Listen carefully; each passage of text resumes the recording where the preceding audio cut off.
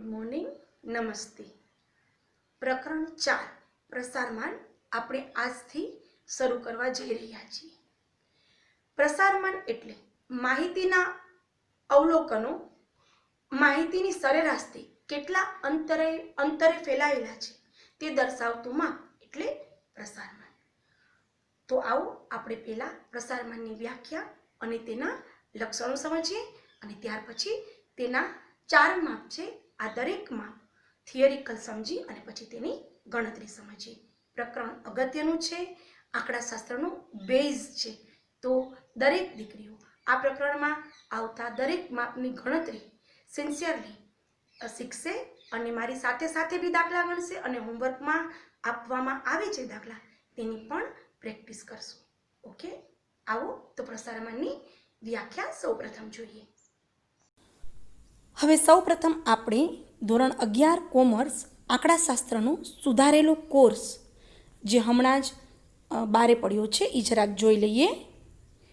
આ સુધારેલા કોર્સમાં આપણે કેટલા દાખલા ગણવાના છે અને કેટલું છોડવાનું છે તેનો વિગતે અભ્યાસ કરીએ.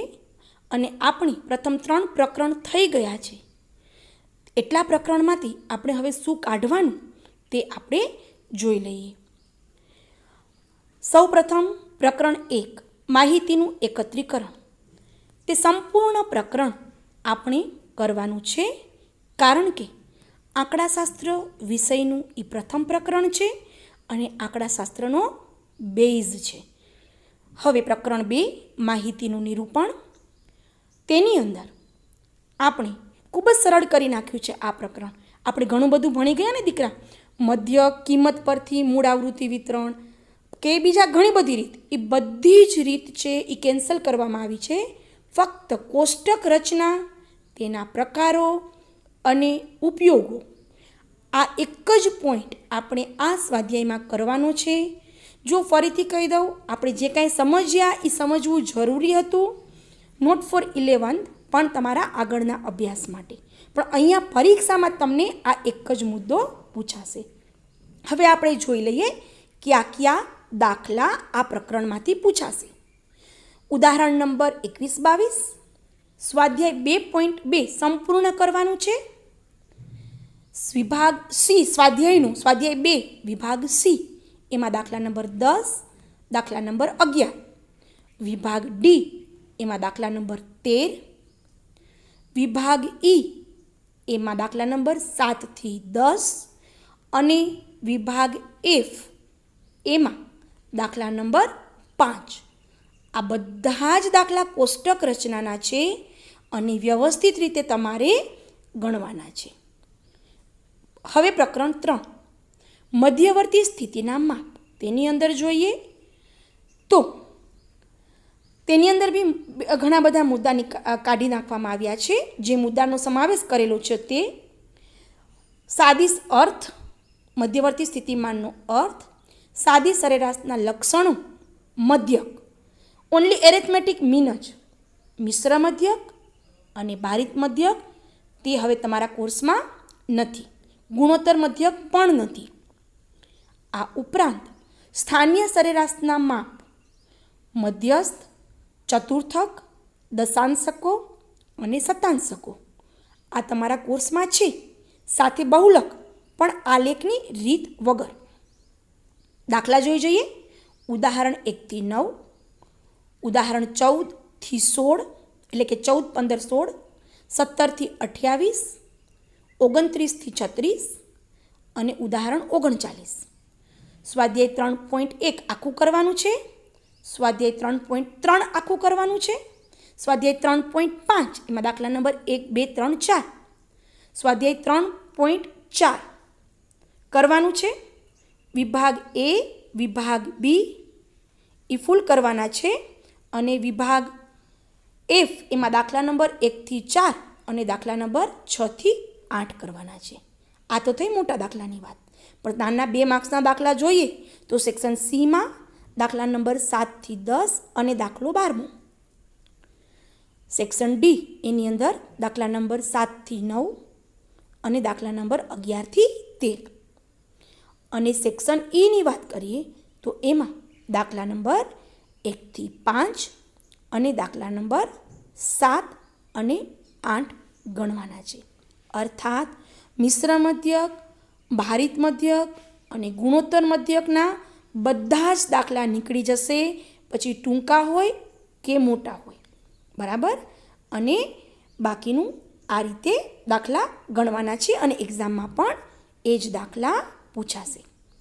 હવે આજે જે પ્રકરણ ભણવાના છીએ આપણે પ્રસારમાન, તેની અંદર આપણે શું કરશું તે જોઈ લઈએ. પ્રસારમાનની અંદર પ્રસારમાનનો અર્થ અને તેના લક્ષણ, પ્રસારમાનનો નિરપેક્ષ અને સાપેક્ષનો ખ્યાલ, એના નિરપેક્ષ અને સાપેક્ષના માપો. હવે 2 માપ નીકળી જાય છે, વિસ્તાર અને સરેરાશ વિચલન, બરાબર. અને 2 પોઈન્ટ રહે છે એ છે ચતુર્થક વિચલન અને પ્રમાણિત વિચલન. એના અર્થ, લાભ, ગેરલાભ અને દાખલા આપણે ગણશું. હવે આ જે અભ્યાસક્રમ છે તેના મુજબ કયા કયા દાખલા ગણવાના રહેશે એ જોઈ જઈએ. ઉદાહરણ 5 થી 7, ઉદાહરણ 12 થી 25. સ્વાધ્યાય 4.2 આખું ગણવાનું રહેશે, સ્વાધ્યાય 4.4 પણ આખું ગણવાનું રહેશે અને સ્વાધ્યાય 4.5. સ્વાધ્યાય 4ની વાત કરીએ તો સેક્શન એ અને સેક્શન બી તો કરવાનો જ છે, સાથે સેક્શન સી એમાં દાખલા નંબર 6 અને 8 થી 11, સેક્શન ડી દાખલા નંબર 9 અને દાખલા નંબર 11 થી 13, સેક્શન ઈ દાખલા નંબર 2 થી 7 અને સેક્શન એફ એમાં દાખલા નંબર 1 થી 4 અને 6 થી 8 ગણવાના રહેશે. આની અંદર 2 રીત આવશે, પ્રમાણિત વિચલન અને ચતુર્થક વિચલન. ચતુર્થક વિચલન માટેના ચતુર્થકો તો આપણે લાસ્ટ પ્રકરણમાં ભણી ગયા છીએ. એ ચતુર્થકોનો યુઝ કરીને જ ચતુર્થક વિચલન અને ચતુર્થક વિચલનાંક બનશે. તો હવે આપણે આ પ્રકરણ પ્રસારમાનની શરૂઆત કરીએ. પ્રસારમાનની વ્યાખ્યા. પ્રસારમાનને અંગ્રેજીમાં ડિસ્પર્સન કહેવામાં આવે છે. વ્યાખ્યા જોઈએ. માહિતીના અવલોકનો સરેરાશના માપથી કેટલે અંતરે ફેલાયેલા કે વિસ્તરેલા છે તેના માપને પ્રસારમાન ડિસ્પર્સન કહે છે. 2 કે તેથી વધુ સમૂહોના અવલોકનોના સરેરાશના માપ સમાન હોવા છતાં આ સમૂહો કેટલીક બાબતોમાં એકબીજાથી ભિન્ન હોઈ શકે. જેમ કે આ સમૂહોના અવલોકનો તેમની સરેરાશના માપથી ફેલાવો તથા અવલોકનોમાં રહેલ આંતરિક ચલન ભિન્ન હોઈ શકે. તેથી સરખામણી ફક્ત સરેરાશના માપને આધારે કરવાની બદલે તેમના અવલોકનોના ચલનને પણ ધ્યાનમાં લેવું સલાહભર્યું છે. હવે દીકરા તમારી ટેક્સ્ટ બુકનું જ ઉદાહરણ જો લઈએ તો જુઓ પેજ નંબર 1, 2, 3 ઉપર કોષ્ટક આપેલ છે.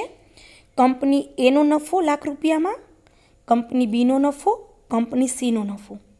હવે સૌપ્રથમ સ્વાભાવિક છે કે નાણાકીય વિશ્લેષક ત્રણેય કંપનીઓના સરેરાશ વાર્ષિક નફા વિશે અને ત્યારબાદ નફામાં થયેલ ફેરફાર વિશે જાણવા માંગશે. ઉપર જણાવેલ ત્રણેય કંપનીના નફો લાખ રૂપિયામાં આપેલ છે. આ વિગત પરથી સ્પષ્ટ થાય છે કે ત્રણેય કંપની એ, બી અને સી માટે નફાનો મધ્યસ્થ અને બહુલક ત્રણેય સરખા છે 30 લાખ રૂપિયા. હવે ત્રણેય કંપની એ, બી, સીના વ્યક્તિગત વાર્ષિક નફાની જો વિગત જોઈએ તો ખબર પડે છે. કંપની એમાં જુઓ કે કંપની એ છે એનો નફો છેલ્લા 5 વર્ષમાં એક સરખો છે 30 લાખ રૂપિયા. તેથી નફામાં ચલનનો ગાળો જો આપણે જોઈએ, બરાબર, તો 30 - 30 0 થાય. જેમ આપણે કરીએ છીએ ને મેક્સિમમ ફ્રીક્વન્સી માઇનસ ન્યૂનતમ ફ્રીક્વન્સી, બરાબર, એટલે 30 - 30 0 થાય. કંપની બીના નફાનો ગાળો જુઓ તમે તો 45 લાખ અને -15 બરાબર 30 લાખ રૂપિયા છે. જો કંપની એનો 0 હતો, કંપની બેના 30 લાખ રૂપિયા થયા. જ્યારે કંપની સીમાં જુઓ નફામાં ચલનનો ગાળો કેટલો છે તો કે 70 લાખ રૂપિયા હતા અને એક વખત ખોટ ગયેલી છે -5 લાખ. તો આમ એનો આપણે જોઈએ તો ટર્નઓવર છે એ 75 લાખ રૂપિયા ચલન છે. અહીં કંપની એના બધા જ વર્ષોમાં થતો નફો એક સમાન છે એટલે એમાં ચલન બિલકુલ નથી. કંપની બીમાં 30 લાખ રૂપિયાની નજીક છે અને કંપની સીના વાર્ષિક નફા જે છે કંપની સી એના સરેરાશ માપ 30 લાખ રૂપિયા કરતાં ઘણા દૂર સુધી વિસ્તરેલા છે. આમ ત્રણેય કંપનીનો નફાનો મધ્યસ્થ બહુલક સમાન હોવા છતાં ત્રણેય કંપનીઓના વાર્ષિક નફા અને તેના ફેલાવાના સંદર્ભમાં એકબીજાથી ખૂબ જ જુદા પડે છે.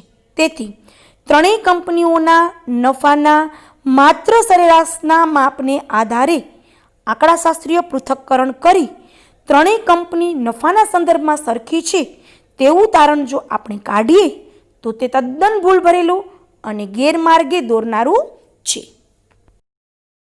હવે આપણે પ્રસારમાનના નિરપેક્ષ માપ અને સાપેક્ષ માપની વાત કરીએ.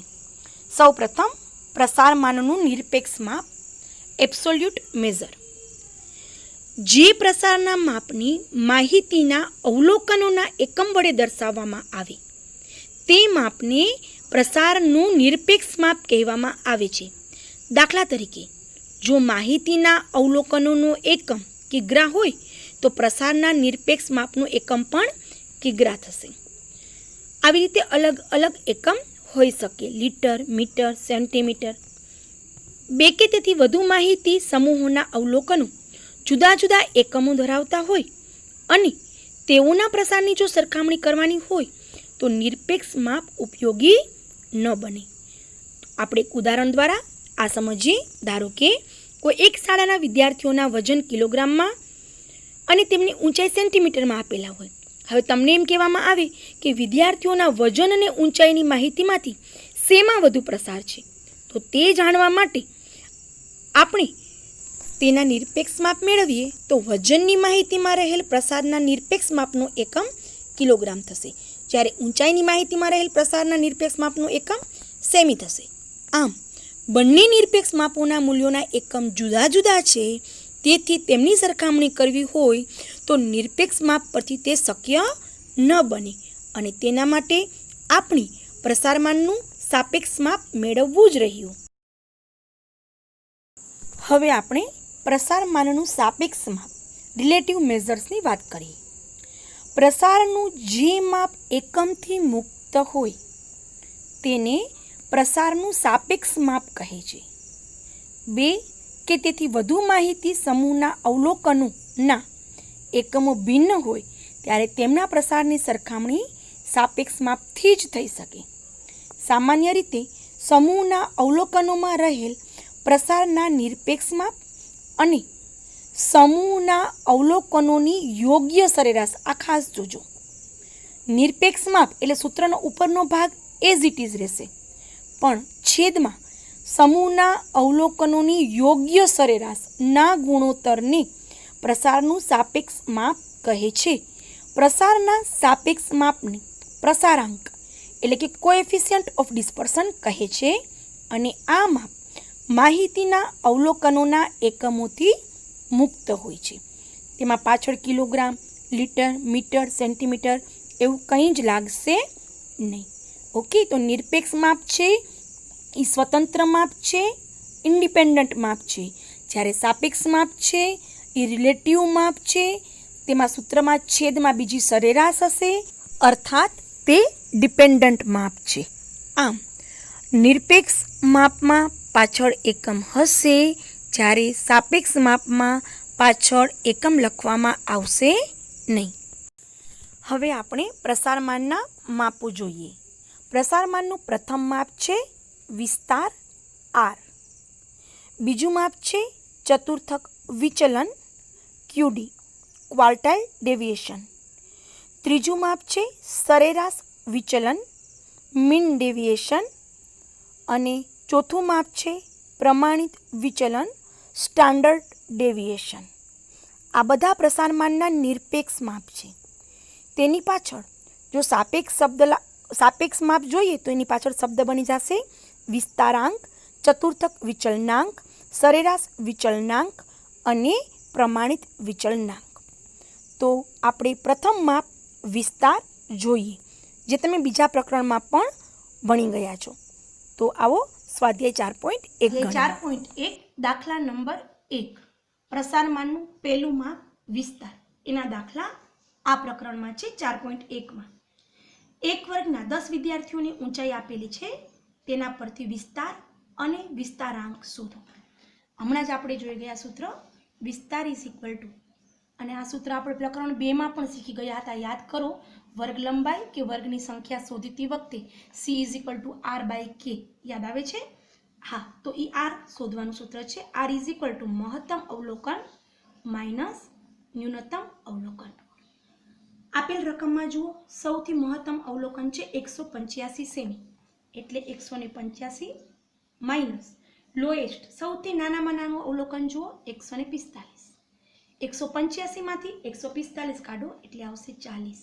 હવે બરાબર જોજો, 40 સેમી, બરાબર. જ્યાં નિરપેક્ષ માપ છે ત્યાં પાછળ આપણે એકમ લખશું.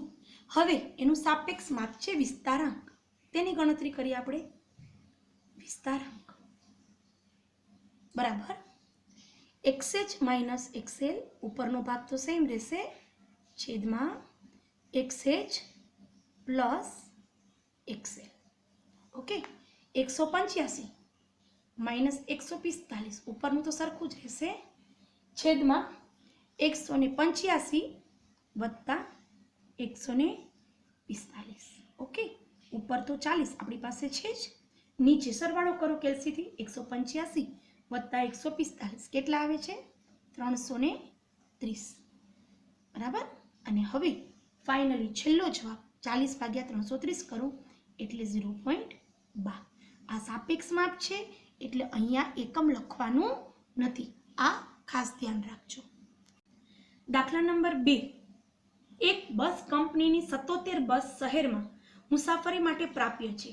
કોઈ એક દિવસે કોઈ એક સમયે બસમાં બેઠેલા મુસાફરોની સંખ્યાના નીચે આપેલા વિતરણ પરથી એક બસમાં મુસાફરી કરતા મુસાફરોની સંખ્યાનો વિસ્તાર અને વિસ્તારાંક શોધો. અહીંયા ખાસ ધ્યાન રાખવાનું છે, જોવાની છે આવૃત્તિ, પણ આપણે લેવાનું છે અવલોકન, બરાબર. XH એટલે કે બસમાં મુસાફરી કરતા મહત્તમ મુસાફરો કેટલા છે? 37. એટલે આપણે મુસાફરોની સંખ્યા જ જુઓ. ઓકે, એટલે આવશે 37 મુસાફર. અને લોએસ્ટ જુઓ કેટલા છે? તો કે 2 મુસાફર, એટલે XL બરાબર આવશે 2 મુસાફર. ઓકે, કઈ નહીં, simple. R is equal to XH minus XL, 37 minus 2 એટલે આવશે 35. અહીંયા લખવાનું છે એકમ મુસાફરો, પણ જ્યારે આપણે એનું સાપેક્ષ માપ શોધશું XH માઇનસ XL છેદમાં XH પ્લસ XL, ત્યારે 37 માઇનસ 2 છેદમાં 37 પ્લસ 2, 35ના છેદમાં 39, આપણો જવાબ આવશે 0.9. અહીંયા આપણે એકમ લખવાનો નથી. દાખલા નંબર 3, એક શાળાના વિદ્યાર્થીઓના નીચે આપેલ ગુણના આવૃત્તિ વિતરણ પરથી વિદ્યાર્થીના ગુણનો, આ રકમ ખાસ જુઓ, ગુણનો વિસ્તાર અને સાપેક્ષ વિસ્તાર શોધો. આપણે ગુણનું ખાનું જ જોવાનું છે, વિદ્યાર્થીઓની સંખ્યાના બોક્સને આપણે કાંઈ જ લાગે નહીં તરવળગે, બરાબર. હવે આપણે XH એટલે કે મહત્તમ ગુણ કેટલા છે? તો કે છેલ્લો વર્ગ જો 70 થી 80, એટલે આપણે મહત્તમ ગુણ ક્યાં સુધી લીધા છે? 80 સુધી. અને લોએસ્ટ ગુણ કેટલાથી શરૂઆત કરી છે? તો કે 20 થી. બસ simple. R is equal to XH minus XL, 80 minus 20 એટલે 60, અને એકમ છે ગુણ. ઓકે, એ જ રીતે અહીંયા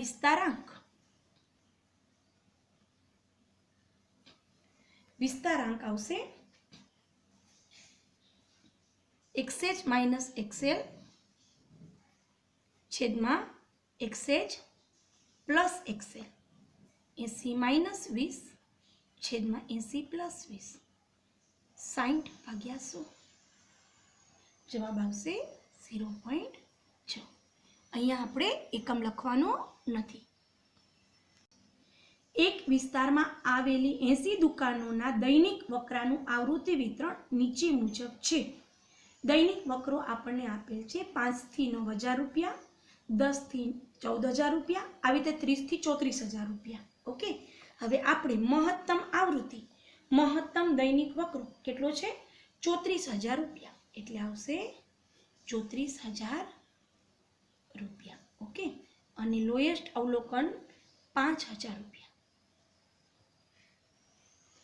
વિસ્તાર R is equal to XH minus XL. 34 minus 5, જવાબ આવશે 34 માંથી 5 જશે એટલે 29,000 રૂપિયા. વિસ્તારાંક XH માઇનસ XL છેદમાં XH પ્લસ XL. 34 માઇનસ 5 છેદમાં 34 વત્તા 5. 34 માંથી 5 જશે તો આવશે 29 અને 39.